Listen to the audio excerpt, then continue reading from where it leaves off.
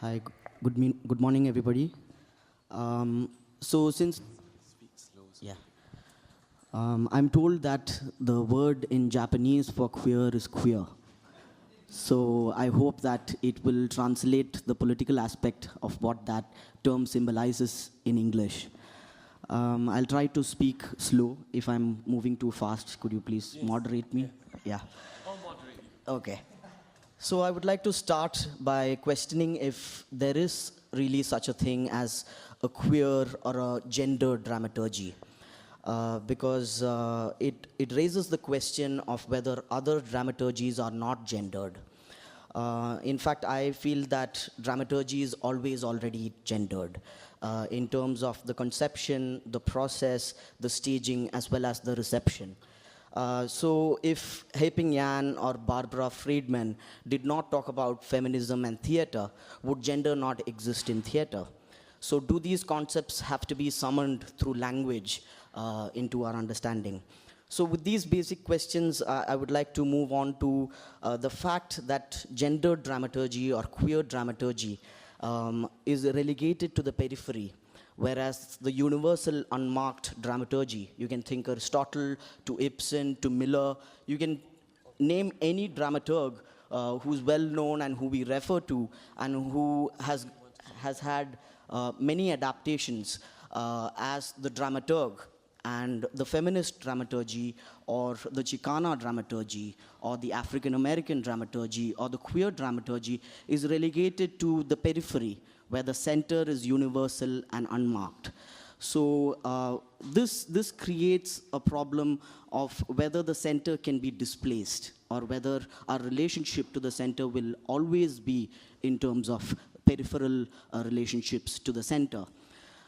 With this, I would like to give a brief summary of one of our recent performances. We have been asked a set of questions, a suggested list of questions, so I'm going to follow that model. So our recent performance was called Color of Trance, and it basically had 3 actors on stage.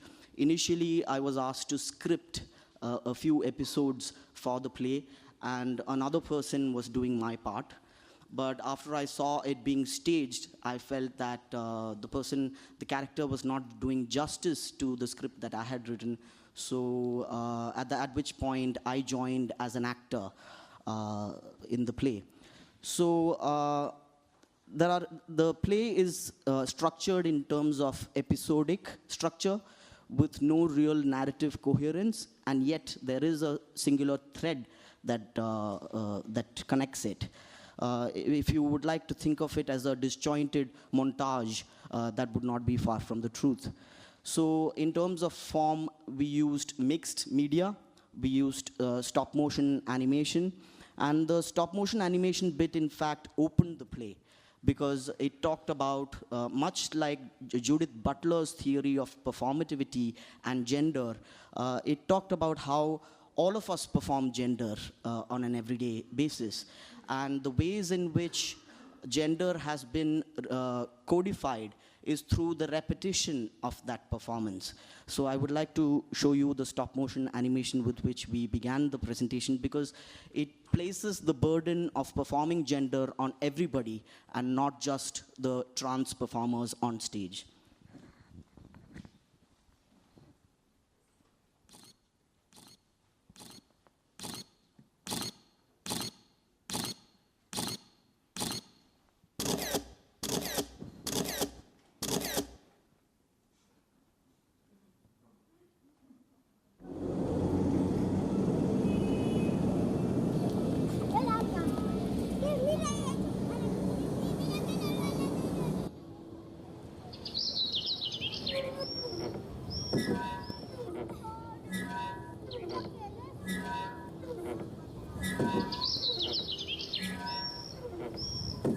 Boys will be boys and girls will be girls. Boys Boys will be boys and girls will be girls. Boys will be boys and girls will be girls. Boys will be boys and girls will be girls. Boys will be boys and girls will be girls. Boys will be girls and girls will be boys. Girls will be boys and boys will be girls. Boys will be boys and girls will be girls. Girls, girls, boys, boys, girls, girls, boys, boys, girls, girls, boys, boys, girls, girls, boys. Boys will be boys and girls will be girls. Boys will be boys and girls will be girls. Boys will be boys and girls will be girls. Boys will be boys and girls will be girls. Boys will be girls and girls will be boys. Girls will be boys and boys will be girls. Boys will be girls and girls will be boys. Girls, girls, boys, boys, girls.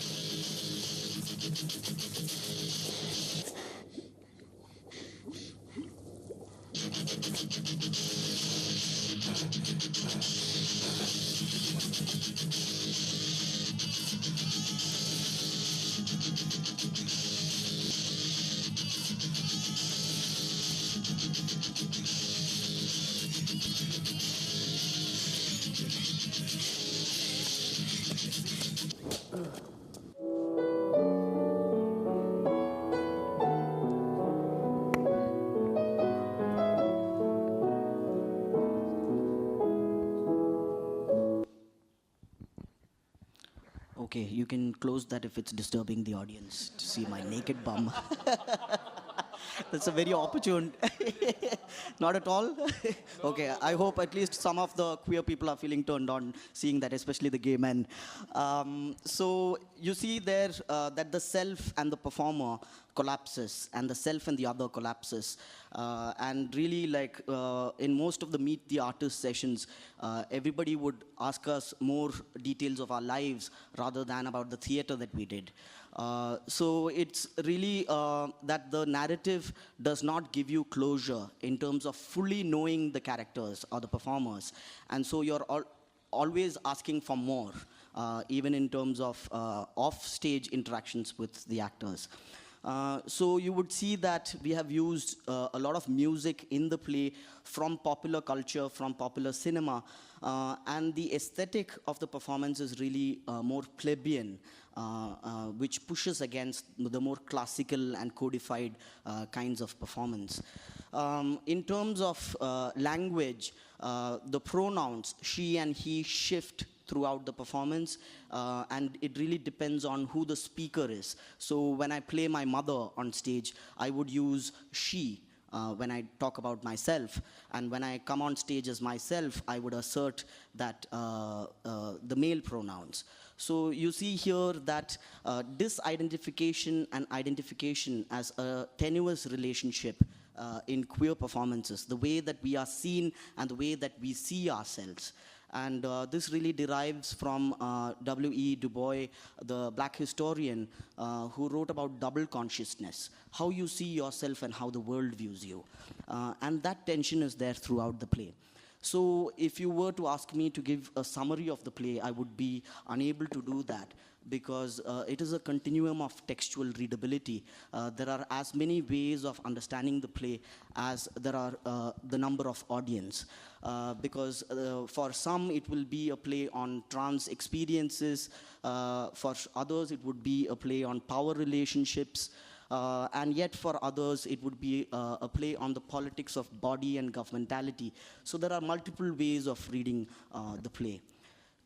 In terms of process, this play was devised together, so we scripted parts of our own lives, and we functioned as critics to each other, and we also called in a few of our friends and theater professionals to give us criticism, And with each performance, based on the audience responses as well, we kept changing the play. So the play had multiple variations. You know, it started with Color of Trance, and then it went to 2.0, 2.1. So it was almost like you update a software and you add a number at the end of it. And the people who saw the first version and the latest version, they said that it was completely different. So it is constantly in process. It's not a completed work. And I think no work is complete in that sense, because all of us are doing works in progress. In terms of dramaturgy, it's funny because there's no one single dramaturg. All of us collaborated in this. So at different venues, when the dramaturg would be called on stage, a different person would go and receive the award. And so it was really confusing for people because we wanted a more horizontal structure where there is no one dramaturg or director, and we wanted to recognize the contributions of everyone from the person on the lights to the sound to the actors. So even our lights person would go up on stage and be the dramaturg at some of the performances. And as subaltern groups that do theater, I think that our political goal is democratization, social democracy.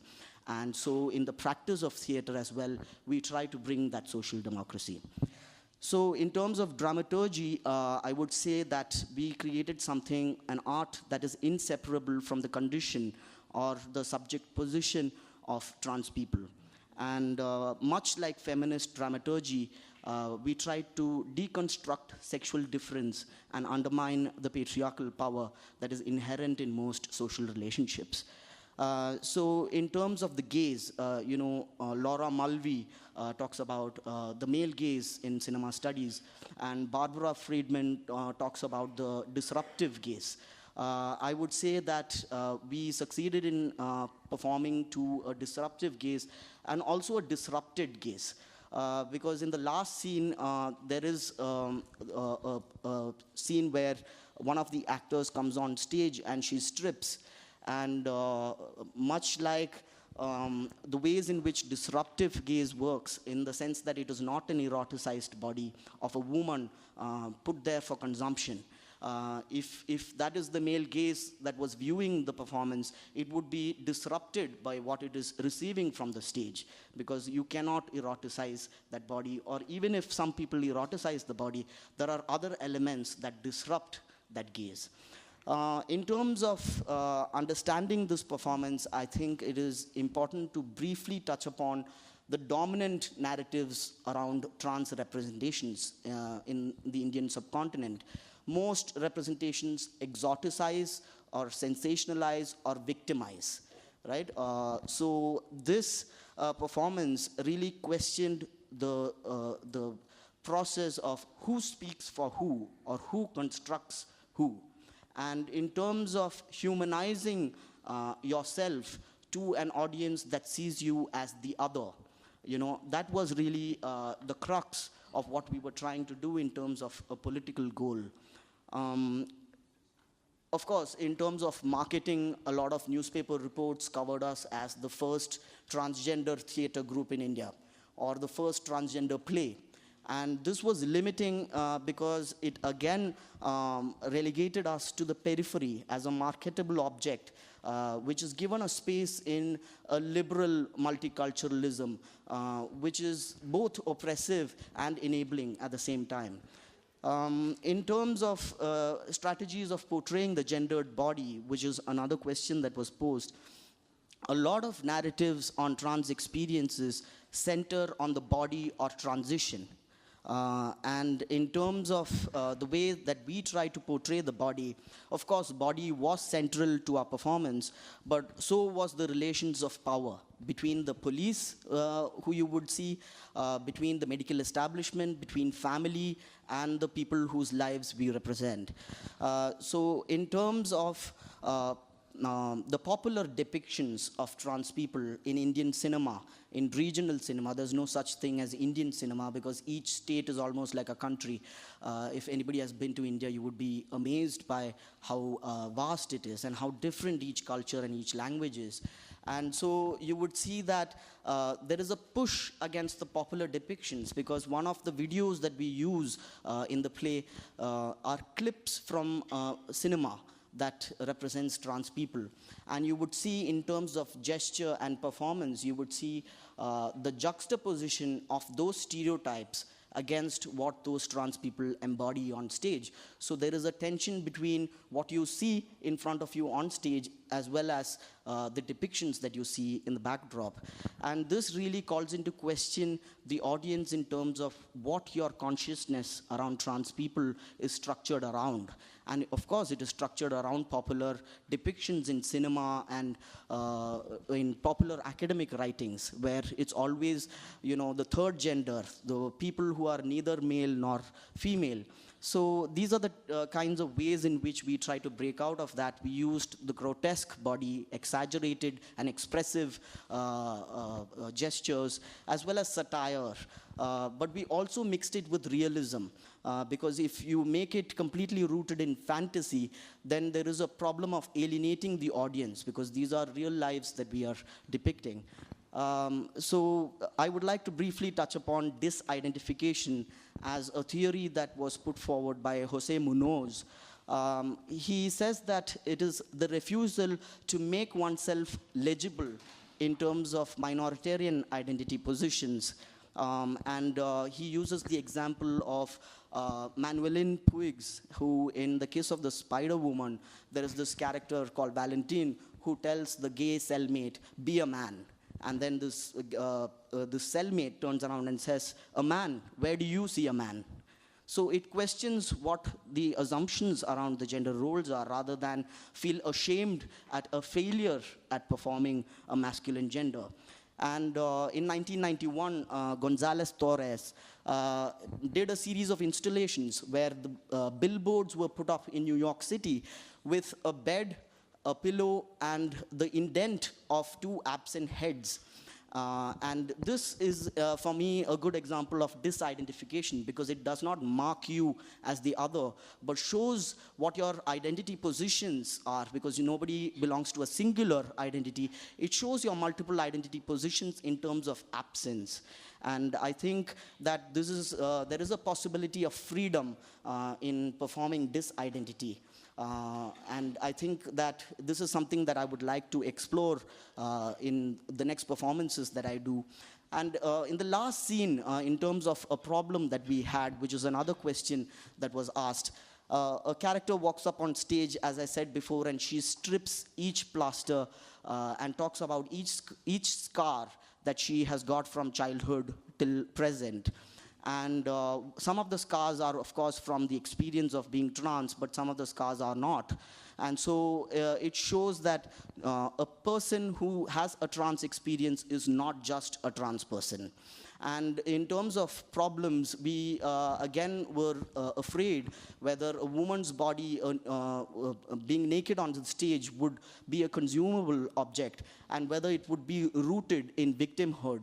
And one of the strategies that we used was to use a photograph as the backdrop, where you see a scar that I have received as a trans person in the background. And you would see that there is a tension between this picture and what is enacted on stage, which is how we try to solve the problem of whether the woman's body is the commodified body rooted in victimhood, because you do not see a victim here. You see a stylized representation of someone who claims power and claims resistance. Yeah. And in terms of dialogue, she tells the audience, you can close that, they'll be traumatized, I think. In terms of dialogue, you see that the character says that this is the story of my survival and my courage, and this is the story of your hatred. And it transforms the audience as passive spectators into active participants of that oppression. So I think the time is up. There's a lot more to say. I hope some of the points come up in the discussion. But I would like to conclude by saying that good dramaturgy is like good sex. You know it when you experience it. Thank you. Thank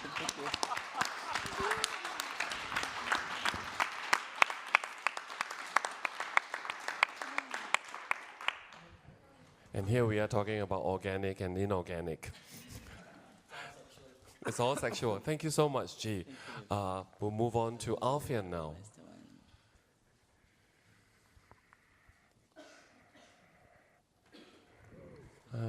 Sorry, it's give all me right? a second. I think we need some technical help Yes, we again.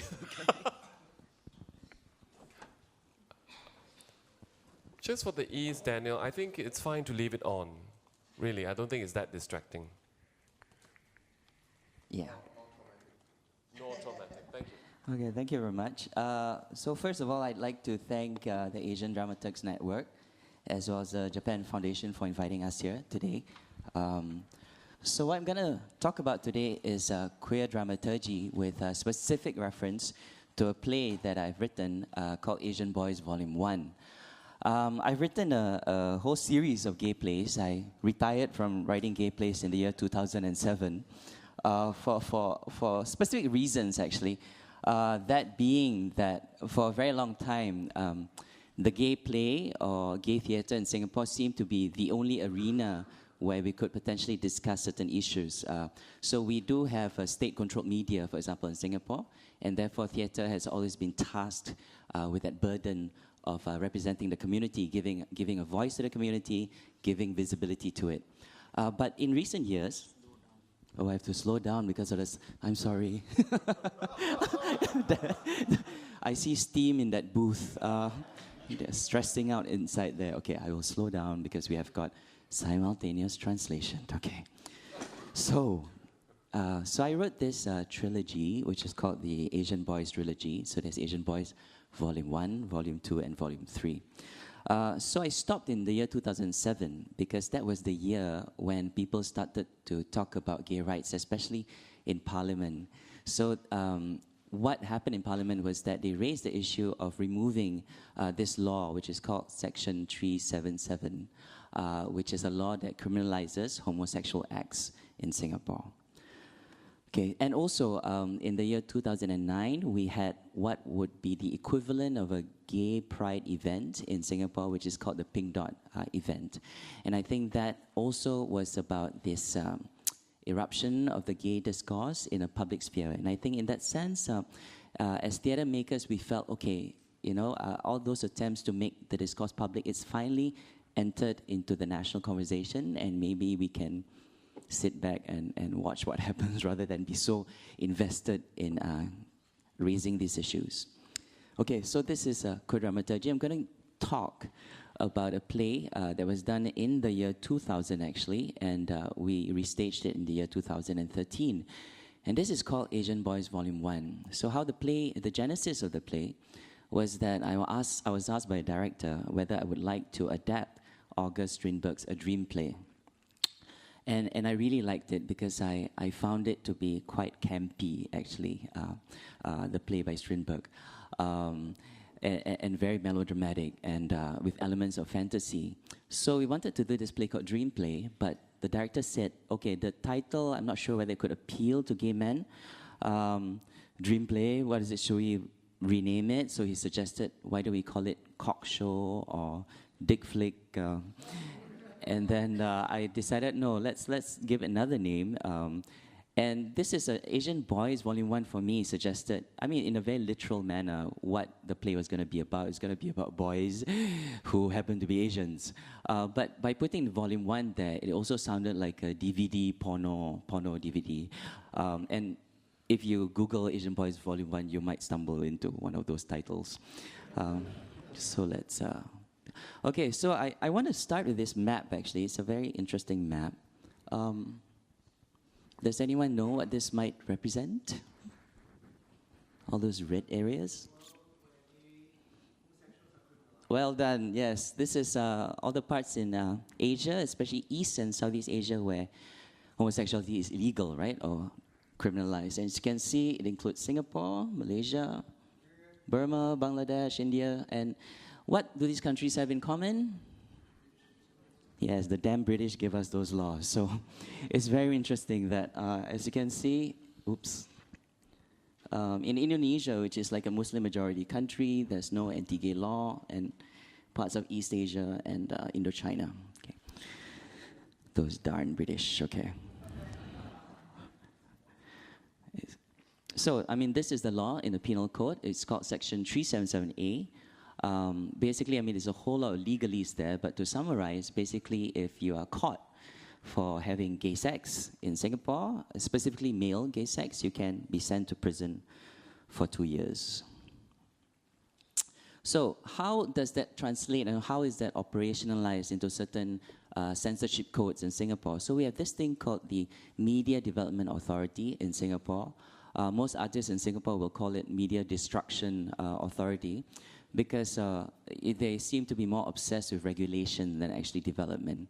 So this is the code. One of the things that is stated is recognition of generally accepted community values and prevailing public sentiments. So this is a way in which they try to rationalize the kinds of censorship that happens. And also you see there, content should be sensitive to prevailing community standards of morality and decency. How do they know what community standards? They will once in a while roll out a kind of poll, for example, which is supposed to reflect societal attitudes towards homosexuality. Okay, so this is the MDA guidelines, talks about social norms. I'll just look at the bits highlighted in pink. So homosexuality is described as a non-mainstream lifestyle and also an alternative sexuality. So the classification includes this thing called restricted 18 and above. And this is the interesting thing about censorship in Singapore. The censors don't like to say that they censor. Instead, there's this euphemistic language where they say they classify. So the burden of censorship is always displaced onto the artist or theatre maker. So restricted 18 and above would be for, as you can see there, explicit references, depictions of issues or lifestyle. Number 2, strong sexual verbal references. Number 3, 3 and 4 would be interesting because it will reveal to you a certain double standard, yeah? Simulated heterosexual sexual activity. I have to slow down. Simulated heterosexual sexual activity is kosher. You can have people pretending to have sex as long as it's straight sex, it's okay. But occasional sexual gestures, which includes kissing and caressing, which sometimes isn't even that sexual, in a homosexual context is seen at the same degree of taboo as simulated straight sex. Okay, so when we did this play, Asian Boys Volume 1, I think one of the things that I had to think about was, given this kind of censorship regime in Singapore, how do we sneak something under the censors' noses? And so in looking at Strindberg's dream play, the main protagonist is this daughter of the god Indra. So Strindberg was very influenced by Hindu philosophy and mythology, and he named this particular figure Agnes after the god of fire, Agni. So I wanted to begin the play actually with a woman, because I think this was one way to subvert the expectation. This is going to be a gay play, but how come the main character is actually a woman? But that was done strategically because to recognize that actually with a lot of gay people, there's this idea of the queer icon, right? Who is this woman, diva, goddess person, known for theatricality, authenticity, strength, and suffering. So this is that particular woman. She's played by an actress called Jo Kukatas. I think Natalie has also mentioned her, which makes her seem like the only actress available in Singapore and Malaysia to keep on playing all these roles. But she's a very good actress. That's why she keeps getting cast. So this is Agnes, the daughter god Indra. In Strindberg's play, she has all these lines where she says, human beings are to be pitied. Which is very melodramatic, and therefore, in our play, in Asian Boys Volume 1, we queer her as a figure of camp. And the recognition of camp relies on a coded language, so gay people will be able to decode or interpret this camp. So actually, in our play, this Agnes, this woman, she's homophobic, she's an imperious entity. She believes her mission is to actually save gay men from themselves. And by doing this, we're hoping, okay, to disarm the censors. When they look at the play, and then they're like, oh, this woman, she's actually echoing some of our own beliefs. Hopefully, they don't see what the rest of the play is about. So it relies on this kind of secret language, right, a coded language. So gay people recognize her as something that's quite opposite, right? Instead of being this homophobic woman, they will see her as this over-the-top, tragic gay icon. So this is something that Richard Dyer has written about. The gay sensibility holds together qualities which are otherwise antithetical, theatricality and authenticity. The sensibility holds together intensity and irony, a fierce assertion of extreme feeling with a deprecating sense of its absurdity. So, in talking about the gay icon, we also wanted to locate what is the Asian gay icon, and we were looking at specifically cinematic icons. So we realized that these people had lives that were marked by tragedy. In their film personas, they would play roles of courtesans, concubines, prostitutes with hearts of gold. And they also had very complicated relationships with sometimes married men, which in many ways mirrors gay men's own complicated and masochistic relationships with sometimes straight men. So I'll give you a few examples. Now, if you see these images and then you feel something inside you, a feeling of adoration or a tendency to worship, you might be gay. Actually, you are gay, so yeah. So this is Meena Kumari. She's an Indian queen of tragedy, right? And she died at 39 of alcoholism. So she died after a few weeks after this movie was made. This was her classic movie, Pakiza. We have Siput Sarawak from Singapore, Malaysia. She's a screen villainess and the mother of this child actor also called Anita Sarawak. So in many ways, her life was almost like Judy Garland and Liza Minnelli as well. This is Run Ling Yi. She had the saddest eyes in silent Chinese cinema. And she committed suicide at 24. So there's another movie made of her by Stan Lai, a gay director. So obviously she's such a gay icon. And then she's got this scene where she's committing suicide. She's put like opium into a bowl of porridge. And then she spoons it into her mouth. And she's being played by another gay icon, Maggie Cheung. And as she's spooning the porridge into her mouth, she goes, "I'm happy, I'm happy." Oh. Yeah, if you're a gay man, you will understand this. This is from Thailand, Pechara Chawarat. Known for elaborate hairstyles and her doe eyes, and also for almost having gone blind because on the film set there were all these bright lights. So she gave her life up for cinema. Okay, so this Agnes figure, and I think how I wanted the state or the censors to read her. Yeah. So she comes in, and one of a few lines. This is what she says as she appears. In the play. She says, "I will show them the way to true happiness. I must lead them from their false glory holes where they are looking for counterfeit crystals and dazzle them with the real diamonds of my tiara. I must teach them not to use the blood of their ancestors for nail polish and the placenta of their descendants for foundation. For I am goddess, I am diva, I am mother." So how does she actually appear in the play? She actually appears in the form of a beauty pageant, yeah? And I think gay men really have something about beauty pageants. So this is the Miss Tiffany pageant in Thailand, which is specifically for transgender contestants, a very famous one. These are Filipino fans of beauty pageants, and I believe the Filipino fans of beauty pageants are in a class of their own. The kind of hysterical fervor that they watch beauty pageants is really amazing. It's almost like straight men watching soccer, right? And it's the same kind of passion, it's the same kind of nationalism, the same kind of fandom is involved. I can't play this video, but please look for it. It's absolutely hilarious. They just break down when Miss Philippines becomes the top 10. So this is Bugis Street, which is a famous drag area in Singapore, very happening in the 70s.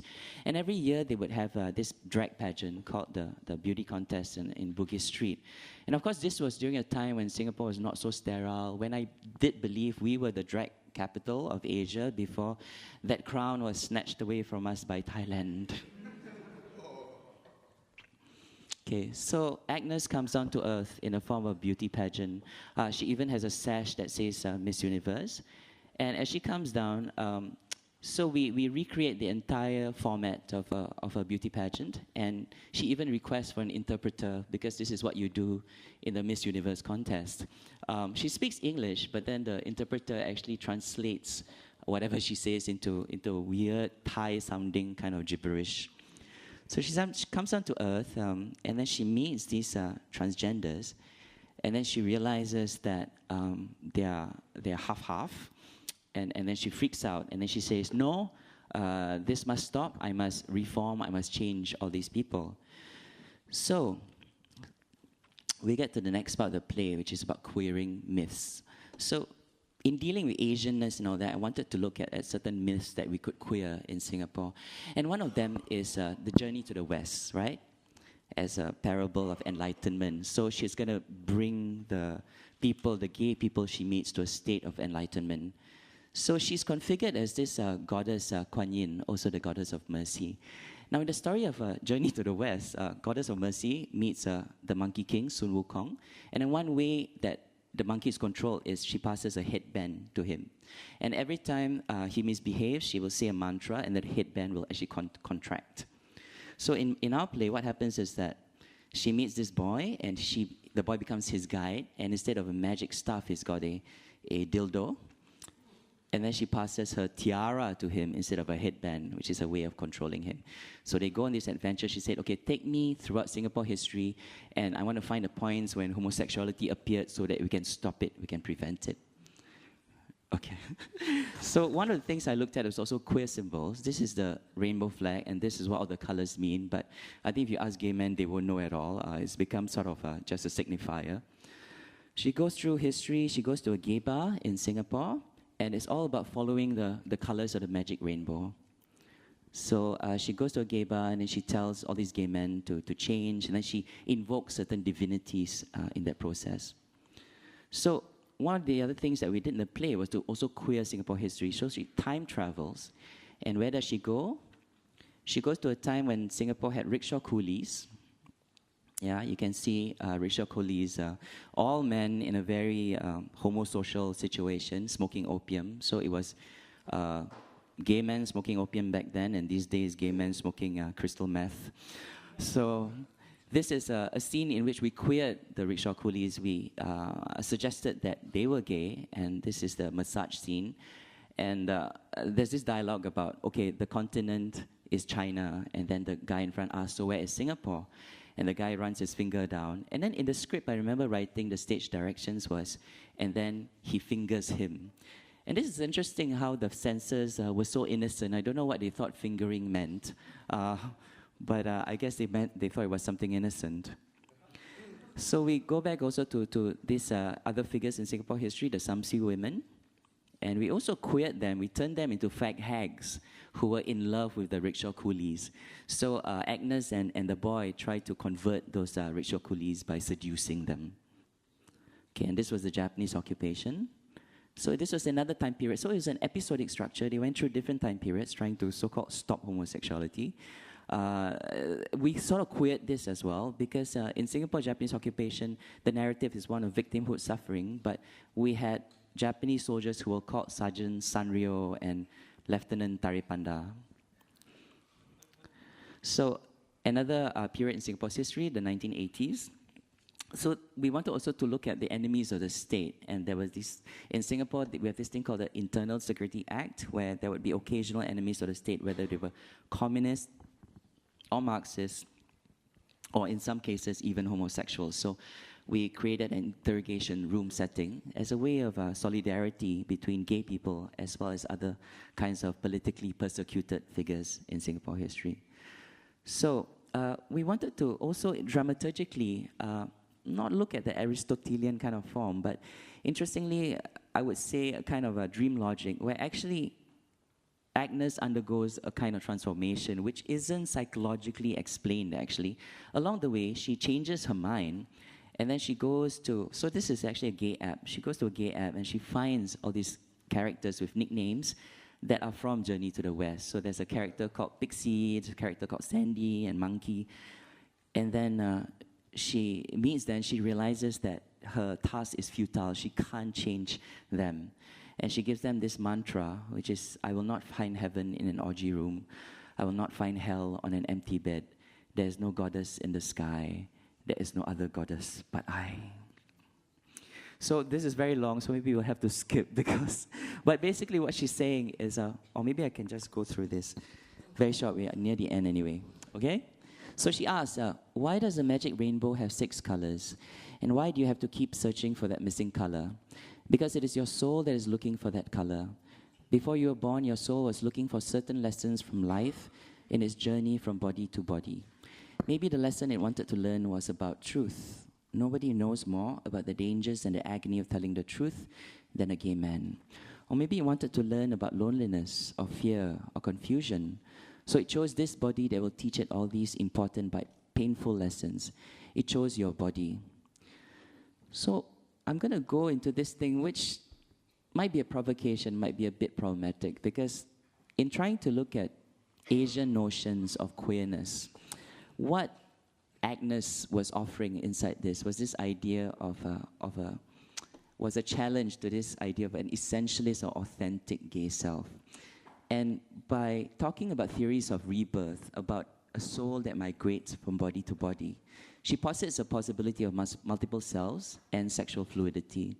So she talks about the negotiations between an authentic self and a theatrical self. And I think it's a way of grappling with this idea about, are there Asian ways of being gay that's different from certain Western models, with its emphasis on, let's say, being true to yourself, the authentic gay self, right? The idea of coming out. I think in Asian societies, coming out is very problematic, and I would like to contest the idea that one is a lesser gay man by not coming out, because there are issues about performativity as well. So there is roles that you actually play in Asian societies. You are an authentic gay person, but you are no less an authentic son or brother or all these other identities and roles. Yeah, so I'm trying to deprioritize that moment of coming out as a way of coming to terms with an essential gay self. So I'm basically talking about a gay liberation from identity politics rather than gay liberation through identity politics. Yeah. So I'll skip those other points and I'll just show you this last scene.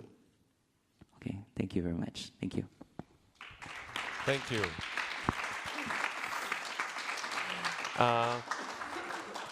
We move on quickly then to Takao, so we don't waste time. You want to switch places? Sure.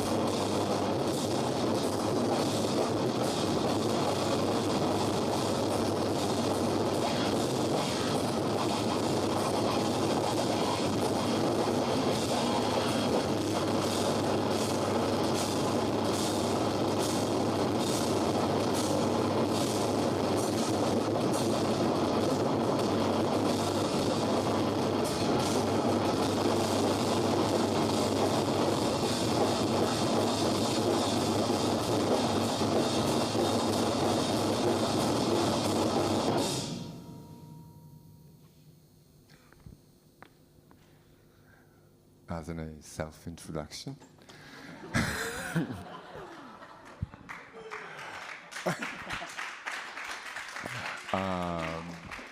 This video clip was made in 2008, precisely for TPAM presentation which was not in Yokohama, but it was still in Tokyo. And talking about coming out, you said, coming out, maybe I thought I would coming out to the performing arts community, but that was not true because I had made a gay-themed dance performance in the year 2000 with 4 other gay girls and boys to make a dance performance, which started when you go into the theater. There's a big curtain that says, "I would never masturbate again." In Japanese, with a character, one character, one letter, 1 meter large, so it's really big, and audience just confront this, "I would never masturbate again," which in Japan, or as well as in other countries as well, that talking about sex so explicitly is almost taboo. So people were thinking that they pretended they're coming into the theater and they pretended not to see, and they quietly seat themselves in the seat. And then when the show started, the huge wig drag queen came out from the behind their audience seats and going down the slope, introducing the "thank you for coming," da, da, da, da, da. And then he gets to the stage, whistles, and this big curtain with that manifestation dropped, and the race started. So, talking about coming out and talking about gay and homosexuality in Japanese performing arts scenes, the most notable performance and piece of work of art, piece of performing, whatever, undeniably SN by Dumb Type in 1993, I think. And the coming out was big. And this piece, I'm not going into details because you can, probably you have better knowledge than I do. I skip it. So, then, I have been since then, I have been making here and there some gay related or some performances with some gay elements, talking about gay or sexual life or because I have been making a series of performances called A Perfect Life, which is to talk about myself, personal things, and in which inevitably this sexuality and issue come up. For example, A Perfect Life, Volume 3, Omote Sando, which depicted about my relationship 12 years before, which broke up, and I told the story of how I break up with my then boyfriend John. Probably everybody in the performing arts community must know that my sexual preferences and sexual identity. Then last year in January 2016, I made another performance in Tokyo. But prior to that, in 2014, a friend of mine, he is an American professor in Los Angeles who specializes in Japanese experimental cinema in the 60s, and also he teaches queer studies. Came up with this idea. Jonathan said, there's this interesting manuscript in the Los Angeles Gay and Lesbian Archives, which is the manuscript by the sociologist Lord Humphreys in the 60s, who made a close and sociological observation and research on male-to-male sex in public toilets. And he wrote a book called Tea Room Trade. So he said, and this manuscript there are 50 valid samples, so there must be lots of other unvalid samples, in which he puts a diagram of people moving inside the toilet. When this, la. So, in a way, very choreographic. And also the minute, detailed description of the actions that took place in the space were detailed. And so, we wanted to make a performance based on that. And then we made a work-in-progress presentation in April 2015, and another short version performance in 2018. August 2015 in Los Angeles, which we made a full-length performance in Tokyo on January 2016. Which I would like to show a slideshow of the photographs that he did. The music was done by Onda Aki, who is here now. Oops. The performance was quite long, almost 2 hours, and were in 2 parts. First part, I think you will see the parts of the manuscript in the photos if you keep looking at it, and this is rather in the second part. We start the slideshow in the second part of the piece. The first half. So I briefly explain how the performance was. The first half was the reenactment of the systematic observation sheet from Lord Humphrey's manuscript, which the actors acted out the manuscripts, what was written in manuscript. Like person A goes into the toilet and stands at the urinal. The man O goes to the window and looks out the window, and then B comes in, and X goes into the stall. So A eyes B and X and follows into the stall and start sucking. Stuff like that. So we put the text on the screen, and I read out all those text instructions so that people, performers, could follow the instruction and act out what must have happened in the 1960s, 7 March 14th, in the afternoon from 3:15 to 3:30 p.m. The weather was fine, the temperature was this, and da da da da da. In this reenactment, we also invited the public, the audience, to come up on stage and experience this. And the cast was mix of boys and girls, and also the audience was invited, no matter men or women, and followed the instructions to move in this space. The space was. Here we made a transparent, how do you call transparent? These. To make the wall to represent the space.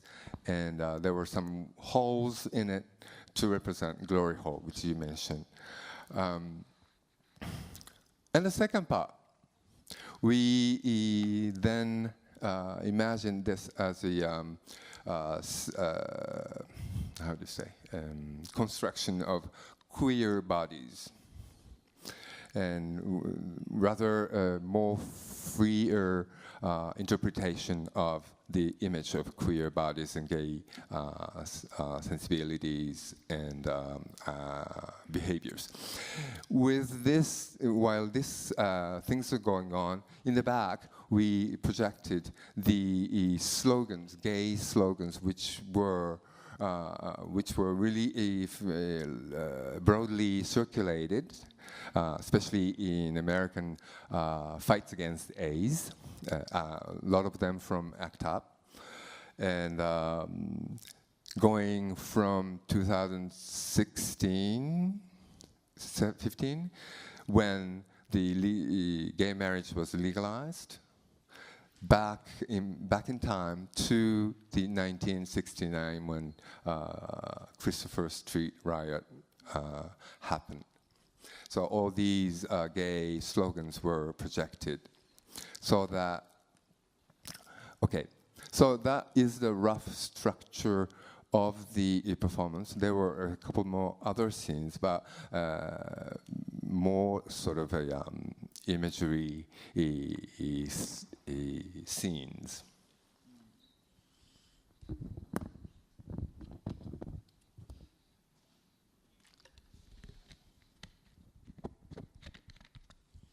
So, I'm not so familiar with gay theory, so I cannot really put this in correct terms, but I try to explain what was the agenda in this performance. With the legalization of gay marriage in the United States in 1915, was it? 1915, wasn't it? 2015. I'm sorry. Sorry. Okay. So,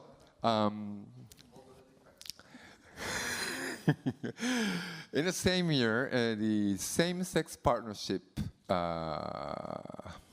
acts were passed in some of the local governments in Japan, including Shibuya-ku and Setagaya-ku and Naha in Okinawa Prefecture as well.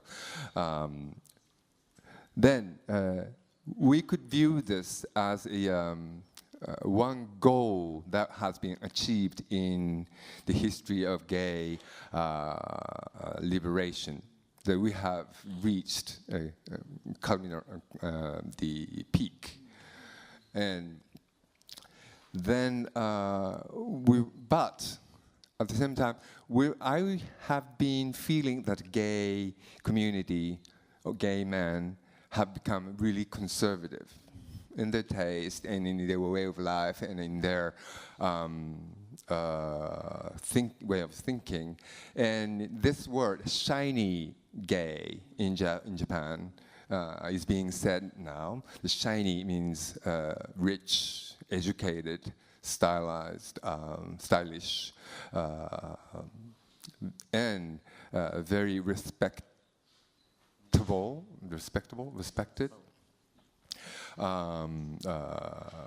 Being. There's this thing, when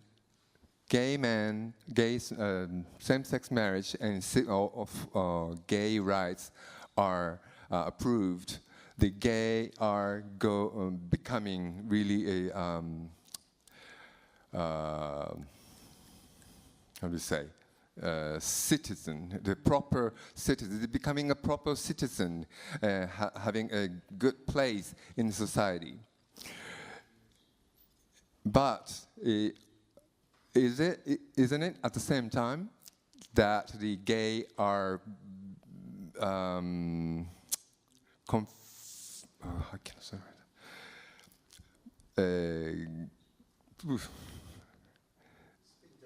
I know. ちょっとスイッチしてもいいですか？いいですか？その日本人ゲイが真っ当な市民として世界に受け入れmaybe sorry. Okay, 大丈夫です。Takao, I will. I'm so sorry. The trouble is that I know. Lots so of people. we will have to run yes. and get this. I understand. Could no, you it's try? okay. It's okay. I will speak in English. I will speak in English. So the gays are becoming proper citizens, but it could also mean that gays are giving up the identity and becoming in the member of heteronormative society. Yeah, assimilation. But lot of time ago, weren't we really being renegades against this heteronormative society? And how can we, and we have developed all these subcultures and rich history of abnormal actions and tastes, and so I really want, so that questioning was the main point. But the problem of doing that is that the society at large, the audience at large in Japan did not necessarily have this knowledge of gay identity. When I said gay is becoming conservative, they went, huh? You know, gay is liberal, gay is something new, gay is la la la. So not many people was really confused. Why is gay becoming conservative? So it was 5 minutes. I know. I know I'm coming in. The dramaturgy. This is the, by the way, the observation sheet with the lines and stuff. The producers said, the venue producer said, this has to, because the venue Spiral Hall put some money too, and they said, we don't want this to become a really exclusively for small community of gay men, right? And my production producer said, now we are in a gay age with the same partnership acts has been being passed, that LGBTQ term, which I didn't like, was being used in the publicity materials, and so that a lot of press attention came, and a lot of people really helped support financially and with publicity. We have got grants from Arts Council Tokyo and another grant which I cannot really remember the name in English, and so we had to make this performance understandable to larger population, and we could not take for granted the gay history as a so we had a lot of problems and questionings and how to deal with this situation, since we put out a lot of materials on the foyer so that people can read and people can look at the yeah. And I think the best option that we chose was to invite the audience into this reenactment. Then, from now on, I would like to continue working on this project, because the mission, well, if there's a mission, such a mission, has not been completely fulfilled. So, and rather than probably, I would like to continue on this project with creating the queer bodies. What is a queer body? It's a big question, but more sort of a series of queer bodies. What can be queer bodies? Reflecting upon what has been talked about in this toilet story. Thank you. Thank you. Thank you.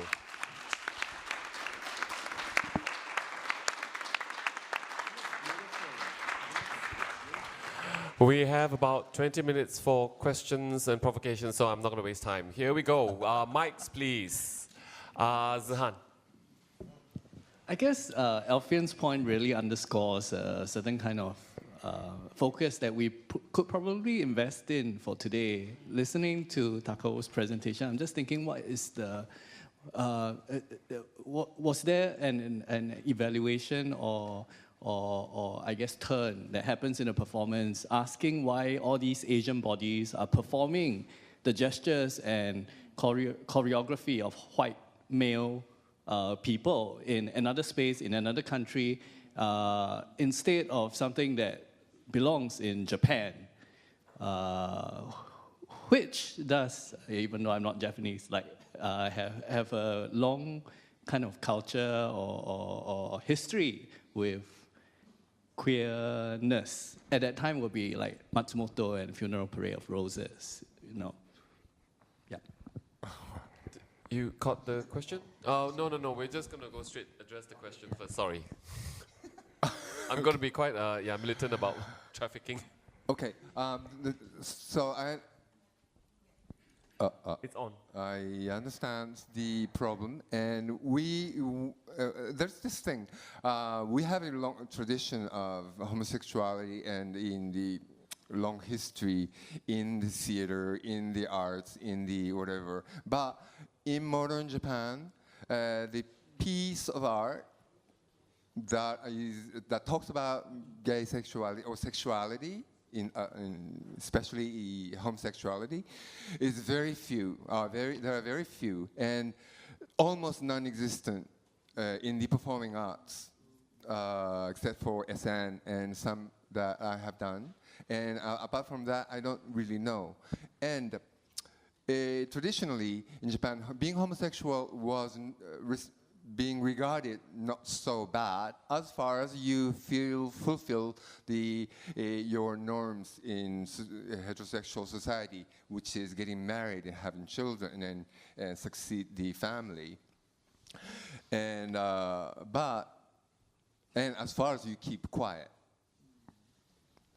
So what if you start thinking not getting married, not having children, but live with another person of same sex and pursue that kind of lifestyle, which have been probably deeply influenced by Western culture, especially American, after the war and the US occupation. But once we get that idea and pursue the gay lifestyle, you really have to make manifestation of your position in society if you want to go and not really subjugate to heteronormativity. Plus, there's this in Japan, the nationwide sexual harassment, where all the posters and videos and commercial films are filled with very cute, sweet women's smile waving at you, and So in that context, I thought I would stand up and go ahead, ask for it. But does that answer? I think it went a bit off track. I think let me try and paraphrase Hans' question. I think the question, the simplified question was, why are we as Asians choosing to look at this sexual behavior from the Western world, basically? Yeah? Is that more correct? specifically, like Western queer archives? Western queer archives. Because I've been guilty of doing it. Sure. Too. Yeah. Is there another way to ask it? Are there Japanese queer archives that you could have done research?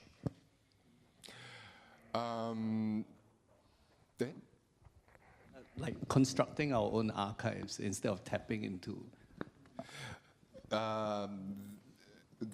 there is no one place where everything is archived. There are lots of literature, there are lots of magazines, but I don't think this toilet research, somebody has done a little toilet research, I have heard, but nothing substantial came out as a result. And I personally have not been able to find any resource for that kind of material in Japan, but my approach was to bring that as a catalysis into the Japanese audience and for them to, because toilet cruising is not alien in Japan either, right? Yeah. Okay, thank you. Bang, and then. Okay. Thank you, Shintaro, for disrupting. Because, I just wanted to make one comment to Takao's show, which I attended with great pleasure. And the performance, the use of this archive documents from the United States was justified.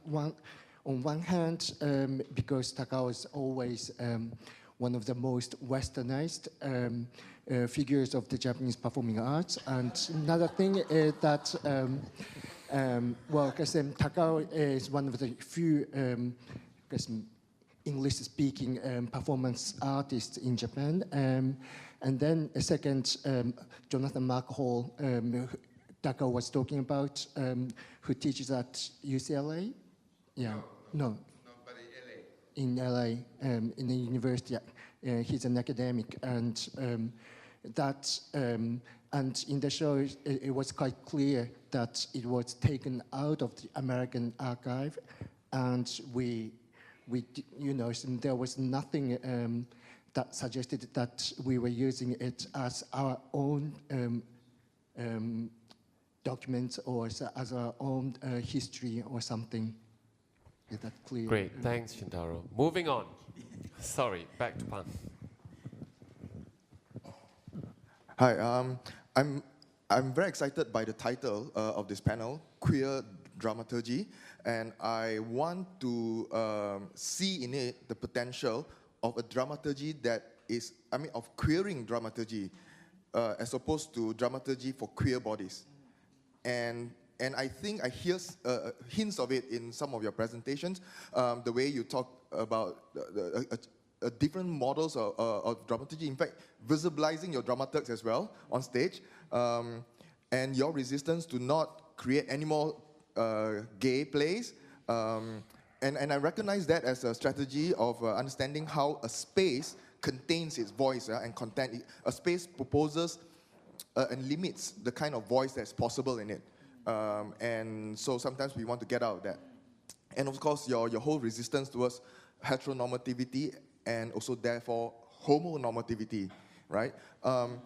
However, I'm thinking, based on the book I've recently read on anarchism and sexuality, an essay by Gavin Brown proposes that queer is not about identities.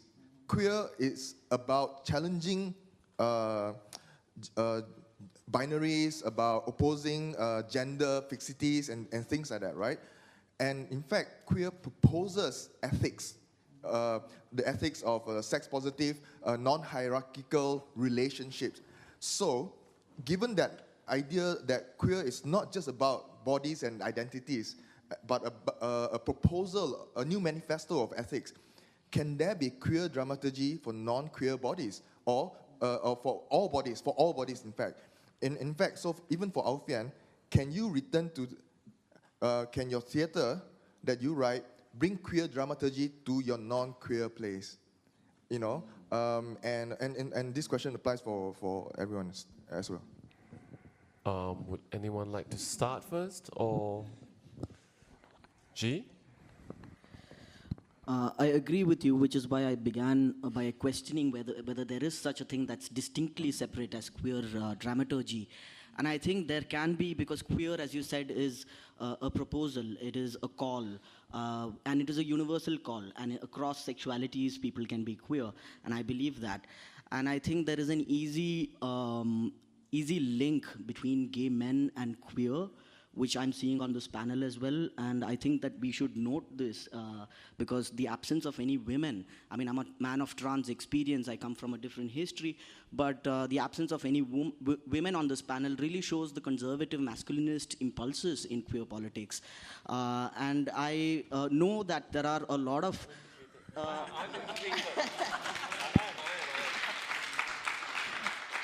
I cannot forget, I really cannot forget where I come from, so I thought that it is my political duty to point that out.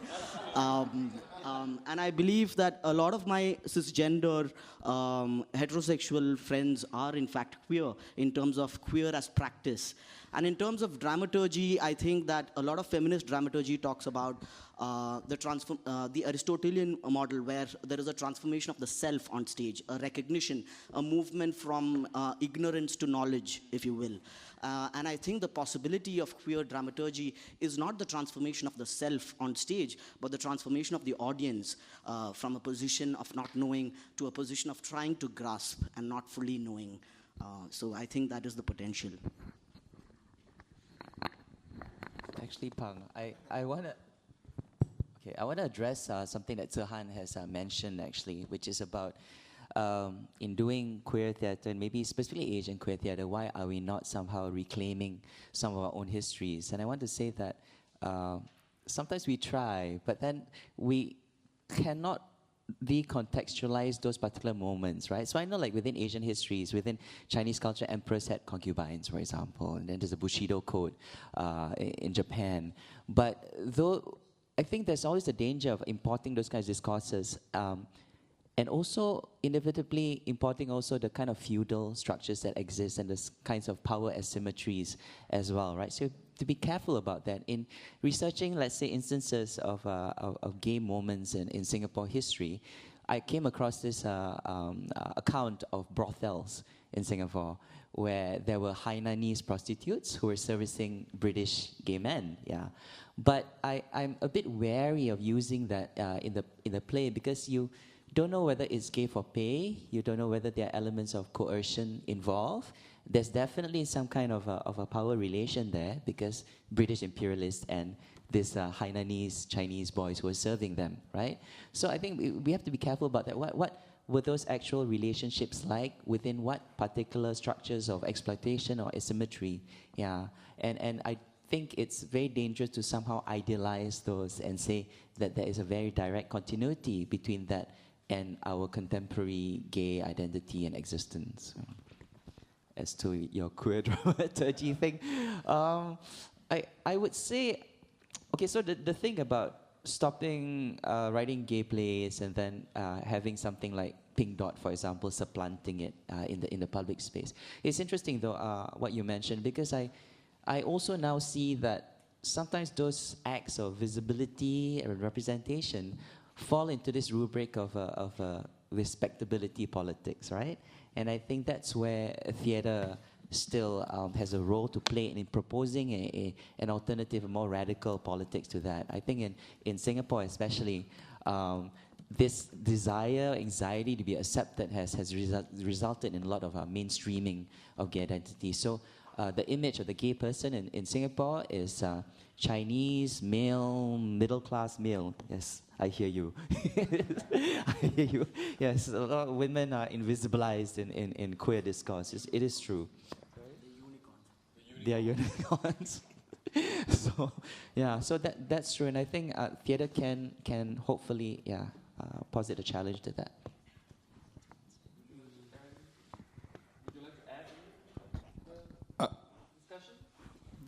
I don't know if I'm going to answer that question, but I thought this queer, if queer originally belongs to gay, but not really, but I know, but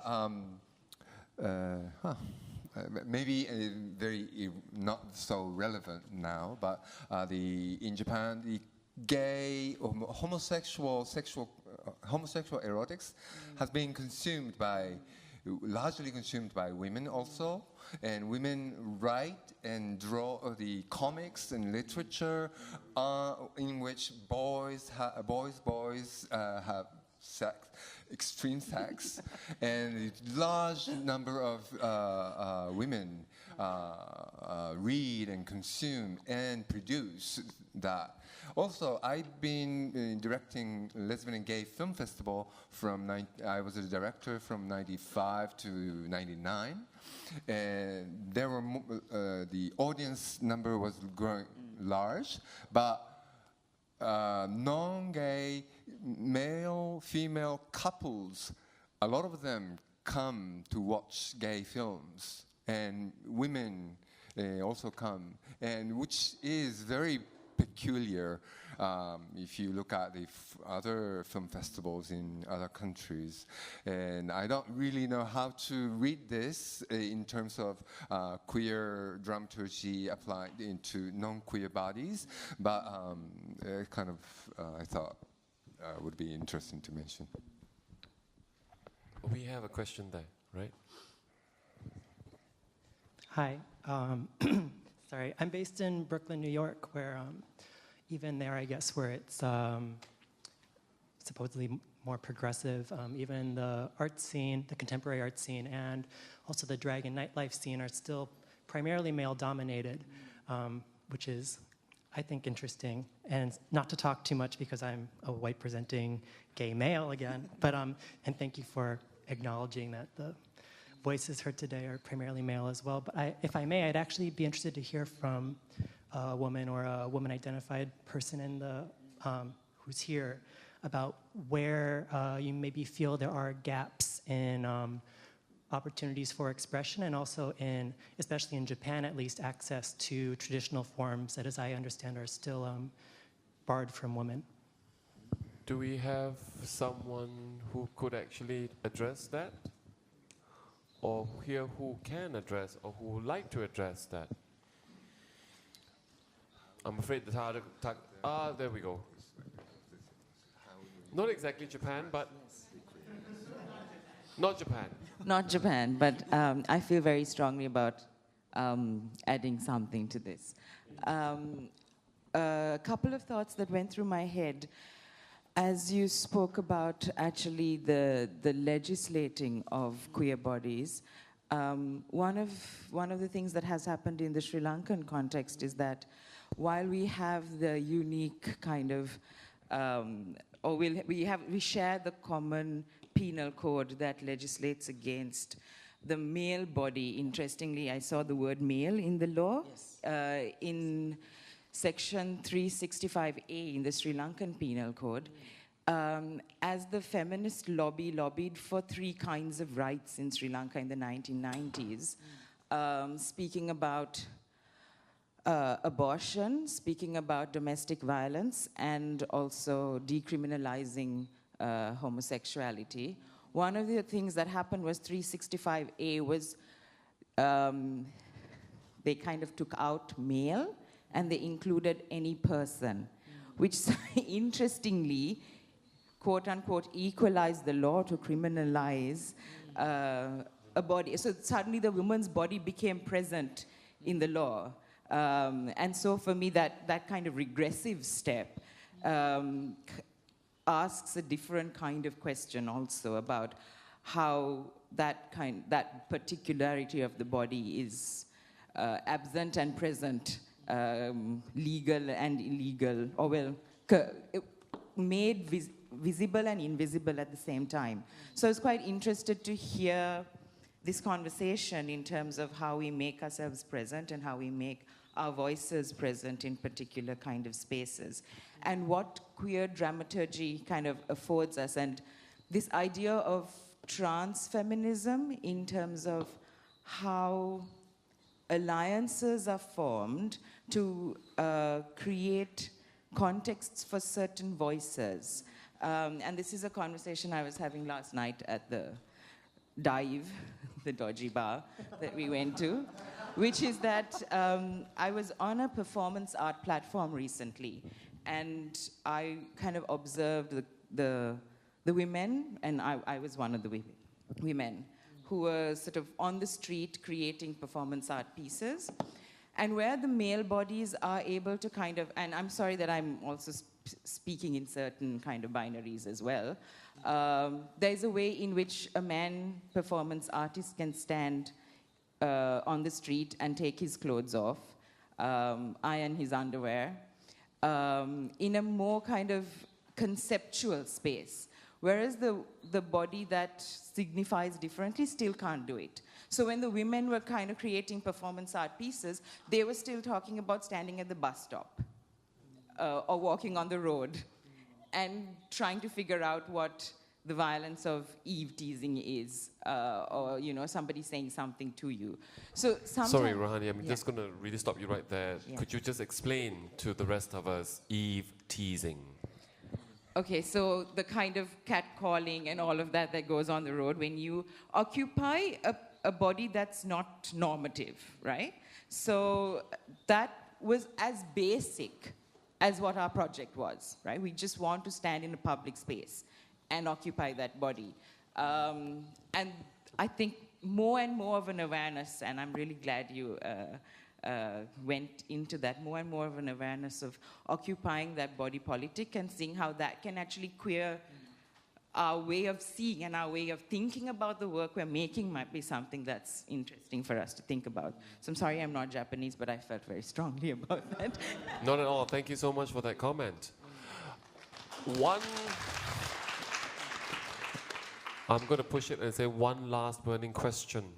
And it might be too... No, really? Yes, Charlene. It's a very simple question, but one I've wanted to ask in different contexts, but now particularly this question. The difference between gay and homosexual in relation to the performativity of it, because sometimes you were using the word interchangeably, and sometimes it wasn't interchangeable. And I was reading my own interpretations of that, which I'm not sure are the kinds of interpretations you meant. But there seem to be differences, and there seem to be slippages that came in and out of. So then that pertains for me to then the question of queering, and queer in relation to genders and then sexualities, because that's another layer that emerges in this question and questioning. Well, Alfian has been going, or G, would you like to take that? I'm out of my depth here, so. So, I believe that the difference between homosexual as a term and gay as a term would be that homosexuality is rooted in a medicalized history of having criminalized same-sex relationships, specifically after the AIDS epidemic, so to speak, hit. And then the new imperialist guilt of the first world, of course, resulted in the pumping of resources to the third world to stop this epidemic. So homosexuality is rooted in that medicalized, pathologized history of same-sex relationships, whereas gay was more a term of self-identity that was asserted and pushed against something that was used to describe the community. So it's more, it would be useful to think of it in terms of what people were called and what people call themselves. And queer also is a term that was asserted. Initially, it was used in a derogatory sense to refer to people, and then fag, queer, all of these terms have been taken back, reclaimed in a certain sense. Yes, we are queer. Yes, we are fags. So what? You know, so it was a strategy to assert using the very terms that were used to insult. And similarly, you would see a parallel between the word transsexual and transgender. Transsexual is rooted in the medicalized the pathologized history of having a psychological disorder, so to speak. I have 2 psychiatric certificates that say that I have a gender identity disorder. And till today, we are pathologized as having some kind of disorder.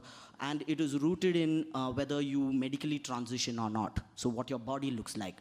Whereas transgender has been used as an umbrella term, regardless of whether you go through any interventions in a more depathologized sense by the community ourselves. So we have abandoned the use of the word transsexual and taken on the use of the word transgender. Thank you.